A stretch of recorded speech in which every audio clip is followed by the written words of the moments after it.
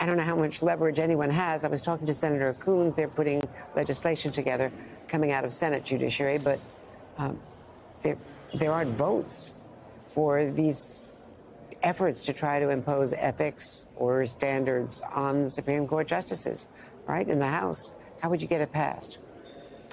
Right. Well, it's really shocking that there isn't more of an outcry to see a Supreme Court justice who is supposed to be impartial, and to see Justice Alito, who at one time was considered a fairly thoughtful jurist. I never agreed with him, but he was not considered to be such a kind of MAGA extremist Republican on the bench. Has really been shocking. These flags in both houses, the white Christian nationalist flag at the Beach House, it is really alarming, and he has to recuse himself. You simply cannot be a judge or a justice overseeing a case when you are not at all impartial. And I think, you know, these flags show, among many other indications, that he is in no way impartial.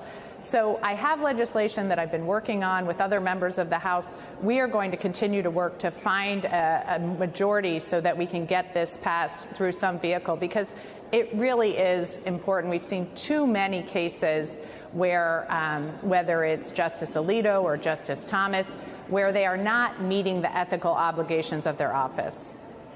Now, on another topic, you've been working on the defense authorization bill. I want to get your reaction to Donald Trump's false claim that the FBI was locked and loaded, ready to use deadly force against him when they searched Mar-a-Lago in 2022. And the Attorney General said today that that's completely false and dangerous. The same language, it's standard language used in, by the FBI whenever they're going to a home to deliver a search warrant. They use it in Wilmington at the president's house as well. Yeah, I mean, the president has a history, the former president has a history of saying a lot of alarming things that are not true. And we just have to, I think, continue to move forward in a thoughtful way to bring people together and against the chaos that he continues to try to create in this nation. And we just, for example, passed the National Defense Authorization last night, as you mentioned. And this is a broad piece of legislation where we fund the ships and the aircraft of our nation, the national defense, stand with our allies. But what we fought over for hours yesterday in this 12-hour markup, what we fought over was supporting our people. And what I saw there and what I thought was so dangerous was the continued attacks on women.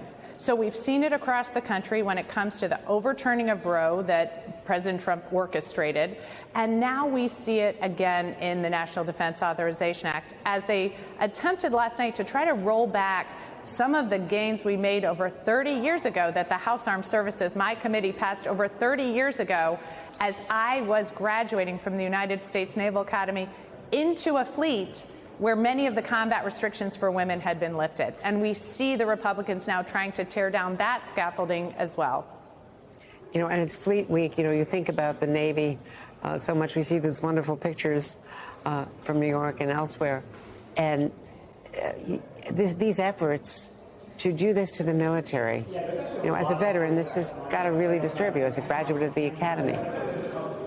It really does. I'll tell you, I served at a time when James Webb, his proceedings article, Women Can't Fight, was being widely circulated in the brigade. I served when the chief of naval operations derisively said women would never serve on submarines. So to see how important it's been to have these combat restrictions overturned, to see the first woman CEO of an aircraft carrier, the first woman chief of naval operations, the first woman superintendent, I think I myself and Elaine Luria, my colleague, were the first women from the Naval Academy to enter into combat because of the lifting of combat restrictions. So again, we're seeing this marked attempt by Republicans to try to roll back so many of the gains and freedoms that women have made across the country with the overturning of Roe, and now we see it infiltrating into the National Defense Authorization Act.